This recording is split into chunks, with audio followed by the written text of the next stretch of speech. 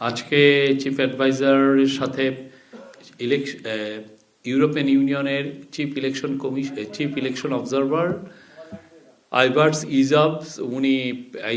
উনি নিজে একজন মেম্বার অফ ইউরোপিয়ান পার্লামেন্ট, উনি এসেছিলেন কলন করতে। সেখানে ইউরোপিয়ান ইউনিয়নের অ্যাম্বাসেডর মাইকেল মিলার ছিলেন, আর ইলেকশন অবজারভার টিমের আরও দুইজন ছিলেন। তো এই বিষয়ে আজকে মিটিং হয়েছে চিফ অ্যাডভাইজারের সাথে। শিনজো আবের স্ত্রী আকি আবের সাথে কথা হয়েছে, এবং এছাড়া আরও দু একটা বিষয়ে, বিশেষ করে আপনারা জানেন কিছুদিন আগে দু একটা ভায়োলেন্সে নরসিংদীতে একজন হিন্দু মারা গিয়েছেন, সেটা নিয়ে আমরা এক ধরনের অপপ্রচার দেখছি, সেগুলো নিয়ে কথা হবে। আমরা এই প্রথমেই, এবং শ্রুতি লেখকদের জন্য যেটা হয়েছে যে একটি এডুকেশন মিনিস্ট্রি একটা পলিসি করেছে। আগে শ্রুতি লেখকদের এক একটা এডুকেশন বোর্ডের এক এক রকম নিয়মাবলী ছিল, এটাকে এখন স্ট্যান্ডার্ড করা হয়েছে, এবং এটা এখন সবার জন্য একটা বেটার একটা, যারা আমাদের দৃষ্টি প্রতিবন্ধী, যারা ভালো দেখতে পান না, তাদের যে তারা কিভাবে পরীক্ষা দিবেন সেটা তারা তো শ্রুতি লেখকদের দিয়ে দেন, সেই বিষয়ে একটা পলিসি হয়েছে, সেটা নিয়ে আমরা কথা বলবো। তো প্রথমে আমি chief election observer election observer মিশনের যিনি প্রধান ইজাব আসছিলেন 11:30 প্রফেসর ইউনূসের সাথে দেখা করেছেন। এটা খুব ইম্পর্টেন্ট একটা মিটিং। উনি আসছিলেন যে অনেকগুলো বিষয়ে আলাপ করতে, ইলেকশন প্রিপারেশন সম্পর্কে জানতে, লেভেল প্লেইং ফিল্ড সম্পর্কে জানতে, গণভোটের ভোট নিয়ে জানতে, এগুলো নিয়ে অনেকগুলো বিষয়ে কথা বলেছেন। তো প্রথমেই উনি বলেছেন যে একটা বড় ইলেকশন অবজারভার টিম পাঠাচ্ছে, কারণ বাংলাদেশে জন্য এই আসন্ন ইলেকশনটা হবে হিস্টোরিক। তাদের মতে এটা খুবই একটা হিস্টোরিক ইলেকশন।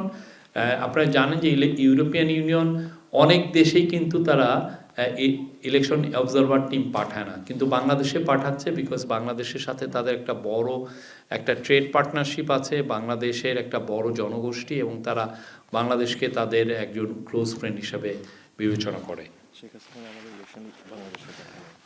আর পুরো শেখ হাসিনার আমলে প্রায় 16 বছরে একবারের জন্য ওরা কোনো election observer team পাঠায়নি।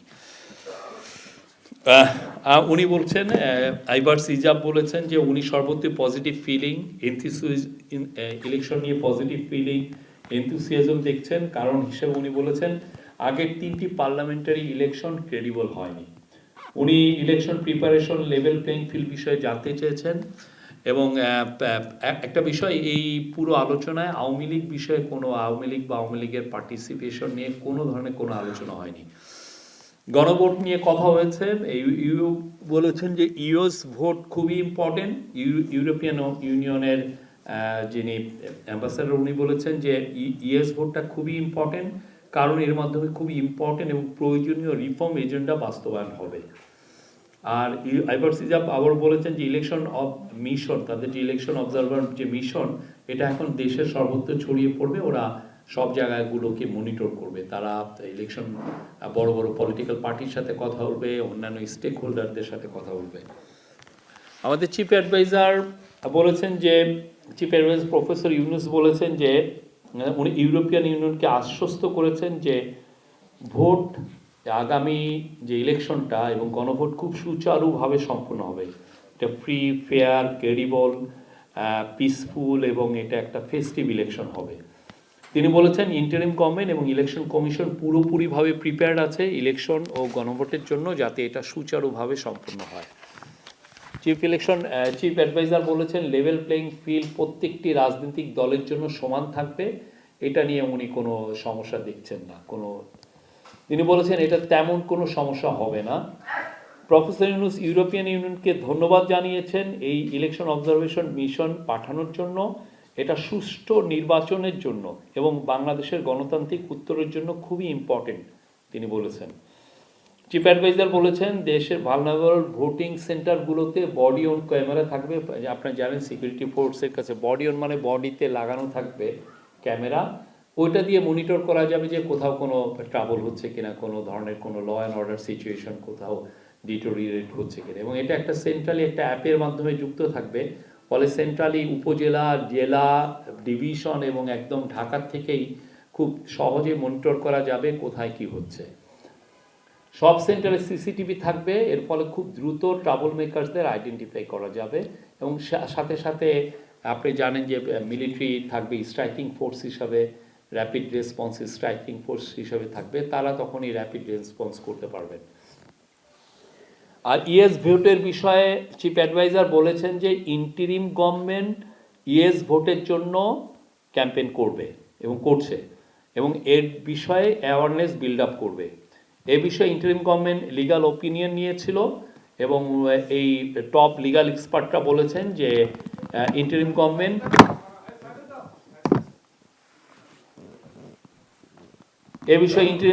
Legal opinion নিয়েছিল এবং এ বিষয়ে টপ লিগাল এক্সপার্টরা লিখিতভাবে জানিয়েছেন যে ইন্টারিম গভর্নমেন্ট ইয়েস ভোট চাইতে পারে, এ বিষয়ে কোনো লিগাল প্রতিবন্ধকতা নাই। প্রফেসর ইউনূস বলেছেন দেশের সর্বত্র এখন ইলেকশনের জোয়ার চলছে, তবে ফর্মাল ক্যাম্পেইন শুরু হবে, আপনারা জানেন যে জানুয়ারির 22 তারিখে ফর্মাল ক্যাম্পেইন হয়।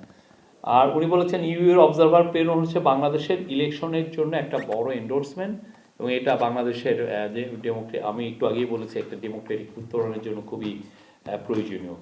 ইলেকশনের জন্য উনি বলেছেন যে মেজর চ্যালেঞ্জ হচ্ছে সোশ্যাল মিডিয়া থেকে যেই ধরনের সোশ্যাল মিডিয়া ব্যবহার করে আপনারা জানেন যে খুব ম্যাসিভ মিসইনফরমেশন, ডিসইনফরমেশন ছড়ানো হচ্ছে, এবং এখানে এইটা দিয়ে অনেক ক্ষেত্রে ভায়োলেন্স ইনস্টিগেট করা হচ্ছে। তাছাড়া পতিত স্বৈরাচারের লোকেরা ইলেকশন ডিসরাপ্ট করার চেষ্টা করবে, তবে সিকিউরিটি ফোর্সেস পুরোপুরি রেডি থাকবে যে কোনো চ্যালেঞ্জ ফেস করার জন্য, তারা অলরেডি রেডি আছে। প্রফেসর ইউনূস বলেছেন ওমেন এবং ইয়াং পিপলদের মধ্যে ভোটের জন্য খুবই এনথুসিয়াজম লক্ষ্য করা যাচ্ছে এবং খুবই হাই এনথুসিয়াজম, এবং আসন্ন নির্বাচনে উনি আশা করছেন খুবই ভালো টার্ন আউট হবে। এই ছিল আজকের মিটিং, মানে ইউরোপিয়ান ইউনিয়নের চিফ ইলেকশন অবজারভারের সাথে মিটিংয়ের মূল ডিসকাশনের বিষয়বস্তু। এছাড়া আকি আবের সাথে ওনার একটা মিটিং হয়েছে এবং সেই বিষয়ে আমাদের ডেপুটি প্রেস সেক্রেটারি উনি কথা বলবেন। আর তারপরে যে কথা বলবেন ইয়ের বিষয়ে, ওই কিছু ভায়োলেন্সের বিষয়ে আমাদের Foyez Ahmed senior assistant press secretary বলবেন।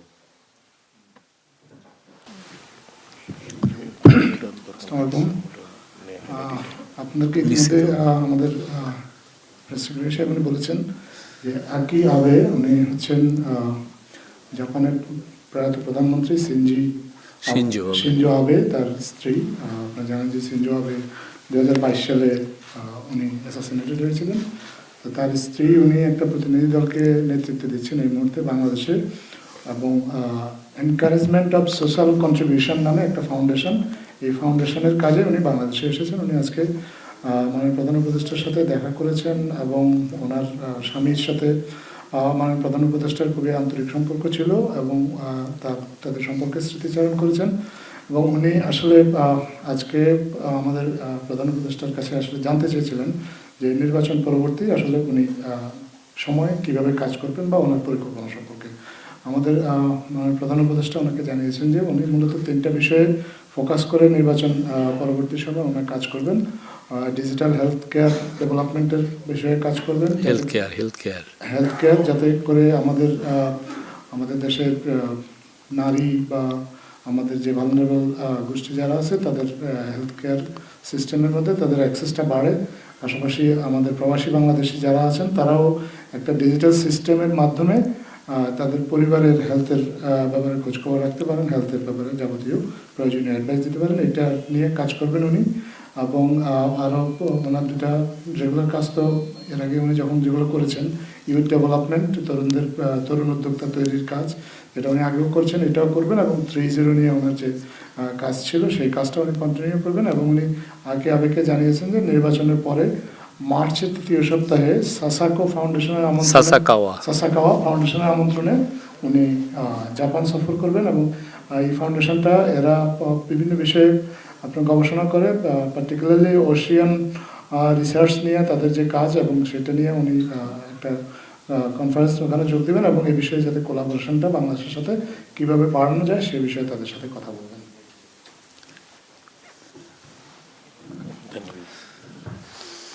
জি, ধন্যবাদ।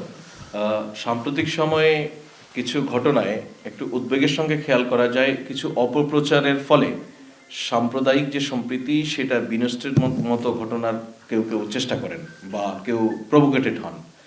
সর্বশেষ নরসিংদীতে একজন মুদি ব্যবসায়ী, তার পুলিশ এবং পরিবারের প্রাথমিক যে ধারণা তিনি হচ্ছে পারিবারিক কলহ এবং ব্যবসায়ের পূর্বশত্রুতার জেরে খুন হয়েছেন।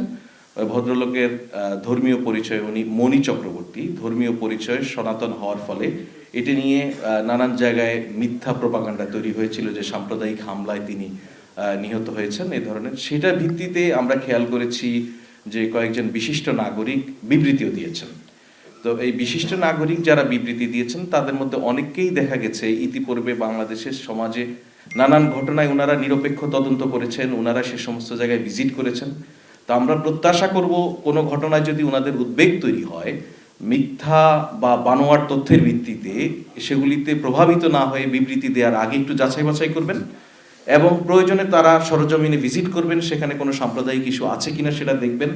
আদারওয়াইজ ওনাদের এই ধরনের বিবৃতি বা মিথ্যা তথ্য যখন দুটো মিলে এক জায়গায় দাঁড়ায়, এটা আমাদের যে সোশ্যাল যে সাম্প্রদায়িক যে হারমোনিটা এটা বিনষ্টের ক্ষেত্রে বড় ভূমিকা রাখতে পারে। এই জায়গায় প্রত্যেকেই সতর্ক এবং দায়িত্বশীল ভূমিকা রাখার জন্য সরকারের পক্ষ থেকে অনুরোধ করা যাচ্ছে। Thank you. আর একটা আপনারা জানেন যে আমাদের যারা দৃষ্টি প্রতিবন্ধী ভাই বোন আছে, একটা হিসাবে একটা সার্ভেতে দেখা যায় যে এদের সংখ্যা প্রায় 5 লাখ, 500,000 পিপল। তারা তাদের সুবিধার্থে, হ্যাঁ, আমাদের শিক্ষা উপদেষ্টা অধ্যাপক CR আবরারের ঐকান্তিক প্রচেষ্টায় দৃষ্টি প্রতিবন্ধীদের জন্য প্রণীত হয়েছে পাবলিক ও শ্রেণী পরীক্ষায় শ্রুতি লেখকের সেবা গ্রহণ সংক্রান্ত নীতিমালা 2025। তো এটা কেন ইম্পর্টেন্ট? এটা এই জন্য ইম্পর্টেন্ট, আগে যেটা ছিল সেটা কোনো সত্যিকার এক একটা বোর্ড এক এক রকম নিয়মে চলতো, ফলে একটা সেন্ট্রালি স্ট্যান্ডার্ডাইজড কোনো একটা সিস্টেম ছিল না এবং এতে অনেকের পরীক্ষায় অনেকে ক্ষতিগ্রস্ত হতেন। তো এইটাকে সামনে রেখে এই বছর উনি যেটা করেছেন যে এটার একটা পুরো সবাইকে এনে যারা এটার ব্যাপারে এক্সপার্ট, এখানে কত সময় লাগে পুরোটাকে নিয়ে একটা স্ট্যান্ডার্ড একটা নীতিমালা করা হয়েছে।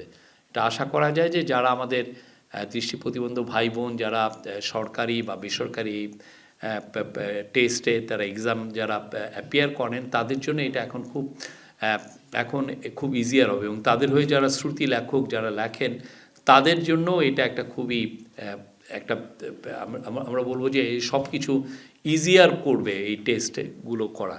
তো দৃষ্টি প্রতিবন্ধীদের সুবিধার্থে পাবলিক ও শ্রেণী পরীক্ষায় অংশগ্রহণ নিশ্চিত করার লক্ষ্যে গত মাসের শিক্ষা মন্ত্রণালয় কর্তৃক পাবলিক ও শ্রেণী পরীক্ষায় শ্রুতি লেখকের সেবা গ্রহণ সংক্রান্ত নীতিমালা 2025 জারি করা হয়েছে।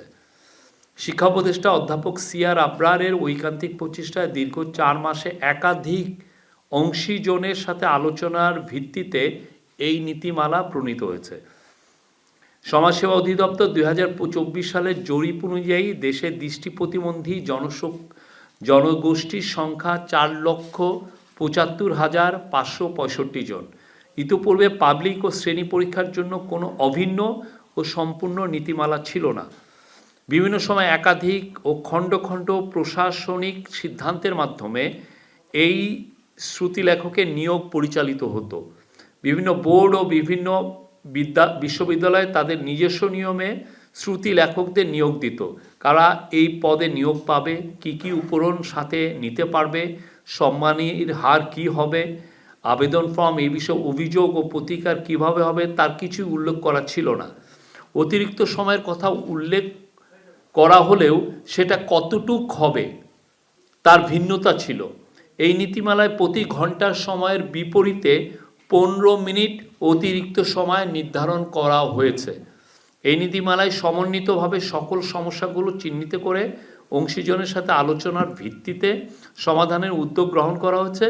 এই নীতিমালা সকল সরকারি বেসরকারি স্কুল, কলেজ, বিশ্ববিদ্যালয় সহ সাধারণ শিক্ষা বোর্ডসমূহ, কারিগরি ও মাদ্রাসা শিক্ষা বোর্ডের অধীন সকল শিক্ষা প্রতিষ্ঠানের পাবলিক শ্রেণী পরীক্ষা গ্রহণকারী কর্তৃপক্ষের জন্য প্রযোজ্য হবে।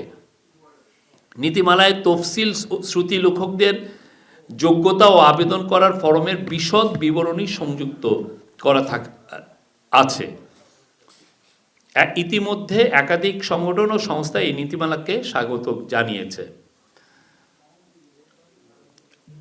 শিক্ষা উপদেষ্টা অধ্যাপক সিআর আবরার বলেছেন, শিক্ষার সমতায়নে এই নীতিমালা আমাদের কার্যকরী ভূমিকা রাখবে এবং পিছিয়ে পড়া জনগোষ্ঠীর প্রতি এই সরকারের দায়বদ্ধতার কথা মনে করিয়ে দিবে। Thank you. আপনাদের কোনো প্রশ্ন থাকলে আপনারা করতে পারেন।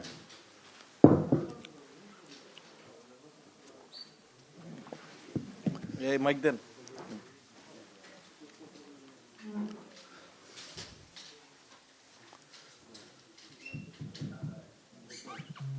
আমি Borhanul Ashikin, special correspondent channel 24। তো তফসিল ঘোষণার পরে আমরা দেখেছি যে বেশ কিছু হত্যাকাণ্ডের ঘটনা ঘটেছে। তো সেক্ষেত্রে যারা নির্বাচনে কন্টেস্ট করছেন তারাও উদ্বেগ প্রকাশ করেছেন। তো সেক্ষেত্রে প্রধান উপদেষ্টা তিনি কোন উদ্বেগ প্রকাশ করেছেন কিনা, এবং আইন শৃঙ্খলা পরিস্থিতি যাতে নিয়ন্ত্রণে থাকে নির্বাচন এবং নির্বাচনের আগে এবং নির্বাচনের পরে, তো সেক্ষেত্রে প্রধান উপদেষ্টা কোনো নির্দেশনা দিয়েছেন কিনা? ধন্যবাদ। আইন শৃঙ্খলা পরিস্থিতি এখন ভালোভাবে নিয়ন্ত্রণে আছে। হ্যাঁ, আমরা দু একটা law and order situation deteriorate হয় এরকম দু একটা ঘটনা আমরা দেখেছি, বাট আমরা মনে করছি বা ইলেকশন কমিশনও মনে করছে যে আইন শৃঙ্খলা পরিস্থিতি এখন যথেষ্ট ভালো আছে। এবং আপনারা দেখেছেন যে আইন শৃঙ্খলা বাহিনী যারা ল অ্যান্ড অর্ডার নিয়ন্ত্রণ করেন তাদের কনফিডেন্সটা অনেক ক্ষেত্রেই চাঙ্গা। বিশেষ করে 3টা বড় ইভেন্ট তারা সুচারুভাবে সম্পন্ন করেছেন ওইটাকে, যেমন ধরেন শরীফ ওসমান বিন হাদির জানাজা, তারপরে তারেক রহমান বিএনপির চেয়ারপারসন তারেক রহমানের দেশে ফিরে আসা, এটা নিয়ে বিশাল একটা সেইটার রোধে সরকার অবশ্যই আপনারা দেখেছেন যে কিছু কিছু ক্ষেত্রে আমরা রিপোর্ট করছি। এটার মূল যে ইস্যু সেটা হচ্ছে যে প্ল্যাটফর্মগুলো, যে সমস্ত প্ল্যাটফর্মে এই সামাজিক যোগাযোগ মাধ্যমে যে সমস্ত প্ল্যাটফর্মে যারা যারা জিনিসগুলো পোস্টিং করেন, আমরা হয়তো একজনকে বলতে পারি যে এরই কেসে দেখা গেলো যে উনি পরের দিন আবার আরেকটা আইডি খুলে ফেলছেন। তো এইটাকে রোধের জন্য একটা হচ্ছে যে আমাদের তরফ থেকে চিফ অ্যাডভাইজারের পেজের থেকে আমরা অনেকগুলো যারা যারা মিথ্যা নিউজ দেন আমরা সেগুলো ক্ষেত্রে অ্যালার্ট করি, যারা এগুলো মিথ্যা নিউজের ক্যাম্পেইন করেন সে বিষয়েও অ্যালার্ট করি। বাট এটা আমার মনে হয় যে এটা সামাজিকভাবে সবারই এটা রেসপন্সিবিলিটি আছে।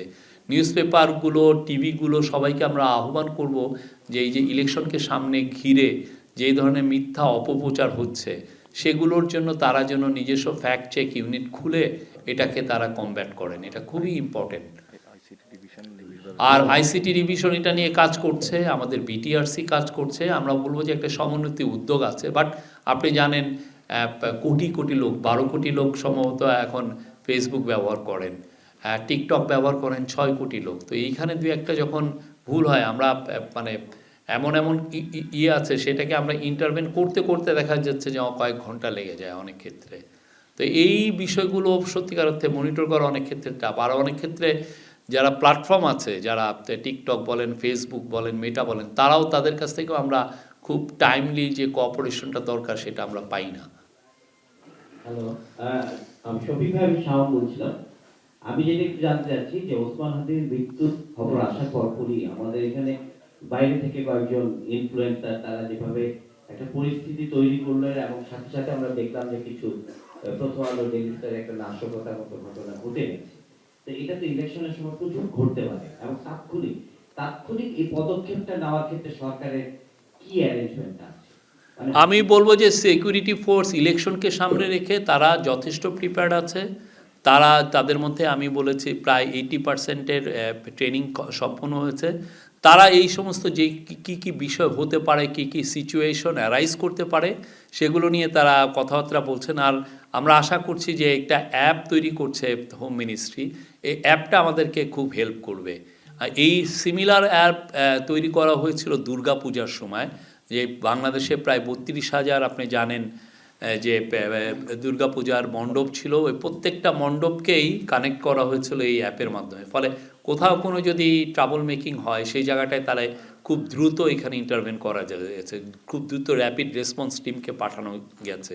তো আমরা আশা করছি যে ইলেকশনকে সামনে রেখে যেভাবে ট্রেনিং করা হচ্ছে, প্লাস প্রতিটা যেগুলো ভালনারেবল কেন্দ্র সেখানে বডি অন ক্যামেরা থাকবে, সিসিটিভি থাকবে, এবং এই যে অ্যাপের মাধ্যমে সবাই সংযুক্ত থাকবে, তাহলে আমরা খুব দ্রুত এই বিষয়ে ইন্টারভেন করা যাবে এবং খুব দ্রুত র্যাপিড রেসপন্স টিমকে পাঠানো যাবে টু এইটাকে পুরোকে ট্যাকেল দেওয়ার জন্য।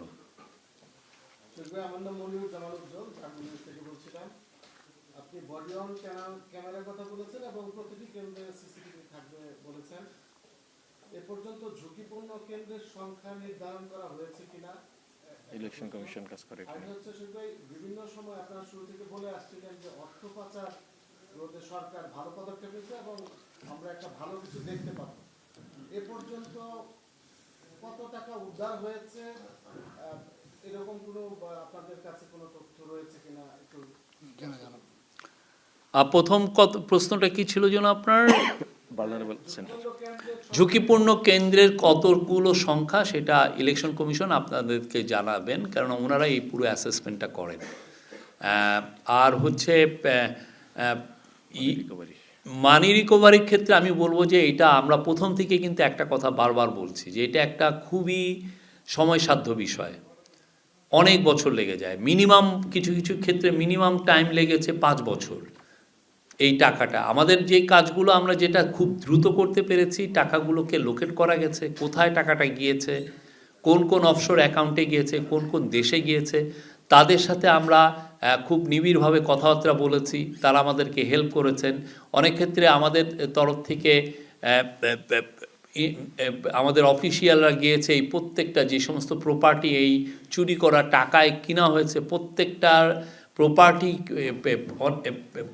বেশিরভাগ প্রপার্টি ছবি নিয়ে আসা হয়েছে, এগুলোকে মার্ক করা হয়েছে, এবং যে সমস্ত দেশে এই টাকাগুলো গেছে তাদের যারা এইগুলো নিয়ে যারা কাজ করে তাদের সাথে একটা নিবিড় সম্পর্ক স্থাপন করা গেছে।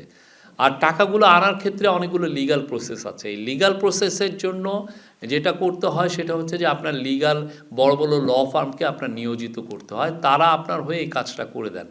সেই কাজটা সেন্ট্রাল ব্যাংক, বাংলাদেশ ব্যাংক করছেন আমরা জানি। আমার এতদিনে হয়তোবা তারা কিছু ল ফার্মকে এমপ্লয় করে থাকতে পারেন, আপনি একটু তাও চেক করে নেবেন কিছু, হ্যাঁ। এবং এটার জন্য ফান্ড অ্যালোকেট করা হয়েছে।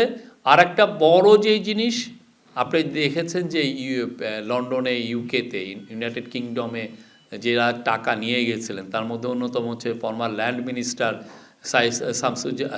সাইফুজ্জামান চৌধুরী জাভেদ। তার বিশাল প্রপার্টি, অনেকগুলো কয়েকশো প্রপার্টি, ওইটাকে ফ্রোজেন করা হয়েছে। তো এগুলো আমরা আমাদের সময়, আমাদের তো দেখেন লিমিটেড টাইম 18 মাস, তো 18 মাসের মধ্যে যতগুলো কাজ করা দরকার সেগুলো কাজ করে গুছিয়ে আনা হয়েছে, এবং আমরা আশা করছি পরবর্তী গভর্নমেন্ট বাকি কাজগুলো করতে পারবেন। এই ক্ষেত্রে পরবর্তী গভর্নমেন্ট এটাকে কন্টিনিউ করার ক্ষেত্রে আমাদের কোনো আইনগত, যে আপনারা একটা সরকার ভালো কাজ করে গেলেন, এটা কন্টিনিউশন, যেমনটা আপনি বলছিলেন যে 5 বছর এবং আপনাদের সময় কম 18 মাস, সেক্ষেত্রে পরবর্তী গভর্নমেন্ট করার ক্ষেত্রে কোনো বাধ্যবাধকতা থাকবে কিনা? অবশ্যই, এটা তো একটা গভর্নমেন্টের তো কাজ। আমাদের এই গভর্নমেন্ট যে কাজটা করবে সেটা তো পরের গভর্নমেন্ট এসে ফলো আপ করবেন। আর এটা দেশের টাকা, আপনি 234 বিলিয়ন ডলার বাংলাদেশের থেকে চলে গিয়েছে, এটা আমাদের জনগণের টাকা, আমার আপনার ট্যাক্স পেয়ারের টাকা, আমার আপনাকে পকেট ফুকা করে তারা টাকা বাইরে নিয়ে গিয়েছেন। তো এই টাকাটা আনা তো এটা আমাদের ইমানি দায়িত্ব। এটা টাকাটা, এটা আমাদের যে গভর্নমেন্টই আসুক এই টাকাটা নিয়ে আসতে হবে, এটা আমাদের জন্য খুবই ইম্পর্টেন্ট। এনে যেটা যেভাবে ওই গভর্নমেন্ট ইউজ করতে চান, বাট এটা আনতেই হবে। আমি মুস্তাফা মল্লিক বলছিলাম। প্রথমত শ্রুতি লেখকদের জন্য যেটা করেছে সরকারকে ধন্যবাদ, কারণ আমি নিজেই দৃষ্টি প্রতিবন্ধীদের নিয়ে গত 2 যুগে অসংখ্য রিপোর্ট করেছি। যাই হোক, এটা নিজে ভালো লাগার একটা বিষয়। আরেকটা যদি একটু ব্যাখ্যা দিতেন, সেটি হচ্ছে যে সরকার যখন হ্যাঁ এবং না গণভোট আয়োজন করছে তখন সরকার নিজেই বলছে যে সরকার বিভিন্ন আইনজ্ঞদের সঙ্গে কথা বলে সরকার নিজেই বলছেন যে আমরা হ্যাঁ এর পক্ষে প্রচারণা চালাবো। যদি একটু এই বিষয়ে না, এটা নিয়ে কেউ এটা নিয়ে দ্বিমত করতে পারেন, তা আমরা স্পষ্টভাবে বলছি যে সরকার এখানে হা ভোটের জন্য এটা সরকার বলবে, জনগণকে বলবে। আপনারা দেখেছেন আমাদের পেজগুলোতে আমরা অলরেডি বলছি এবং আমাদের অ্যাডভাইজাররাও বলছেন এটা বিষয়ে। তো এটা বলার মূল কারণ হচ্ছে যে এটা হচ্ছে, এই গভর্নমেন্ট হচ্ছে রিফর্মের গভর্নমেন্ট। এই গভর্নমেন্ট যে ন্যাশনাল কনসেনসাস কমিশনের মাধ্যমে এই রিফর্মটাকে তারা একটা ইনস্টিটিউশনালাইজ করার চেষ্টা করেছেন এবং এইটাই এখন গণভোটে দেওয়া হচ্ছে। তো আমরা জনগণকে বলছি যে আপনারা যদি আর অপশাসন না চান, আপনারা যদি আরও স্বৈরাচারকে আর রিটার্ন না চান, অবশ্যই তাহলে আপনারা হা ভোট দিবেন। এখন জনগণ ডিসাইড করবেন, বাট আমাদের যা দায়িত্ব সেটা আমরা করছি, এটাই এই গভর্নমেন্ট করছে। ভাই বলেন। দেশকাল নিয়ে যে কাজ করি, প্রশ্নটা চলে এসেছে আরেকটা বিষয়। গতকালকে আমরা একটা প্রেস রিলিজ পেয়েছি প্রধানমন্ত্রী দপ্তর থেকে, বাংলাদেশ হলো যে ডোনাল্ড ট্রাম্পের যে প্রস্তাবনা গাজায় শান্তি স্থাপনের জন্য, সেখানে বাংলাদেশ নীতিগতভাবে যুক্ত হতে চায় কিন্তু একটা মেসেজ পেয়েছি। এই বিষয়ে যদি পরবর্তী কোনো অগ্রগতি থাকে বা সেটা কি? এই বিষয়ে খুবই প্রাইমারি স্টেজে আমাদের ন্যাশনাল সিকিউরিটি অ্যাডভাইজার এখনও ওয়াশিংটনে আছেন। উনি আসলে আমি এটা নিয়ে আরও ওনার কাছে বিস্তারিত জেনে আপনাদেরকে বলতে পারবো। উনি আশা করছি উনি বৃহস্পতিবার ফিরবেন। জি, আশিকেন। আজকে সকালে মিয়ানমারের গুলিতে একটা শিশু মারা গিয়েছিল, মিডিয়াতে রিপোর্ট হয়েছে। তো সেই ক্ষেত্রে আসলে বাংলাদেশ গভর্নমেন্টের পক্ষ থেকে কোনো ইনিশিয়েটিভ নেওয়া হয়েছে কিনা, কারণ সীমান্ত এলাকাতে হোম আর ফরেন মিনিস্ট্রি দেখতেছে। এটা আমাদের ফরেন মিনিস্ট্রি আর হোম মিনিস্ট্রি দেখছে। খুবই আমরা কন্ডেম করি। এটা খুবই আমাদের মানে এটা আনফর্চুনেট ইভেন্ট, আমরা আনফর্চুনেট ইনসিডেন্ট। তো এই বিষয়ে আমাদের ফরেন মিনিস্ট্রি এবং হোম মিনিস্ট্রি এটা নিয়ে কাজ করছে, তারা আপনাদেরকে বাকি বিস্তারিত জানাবে।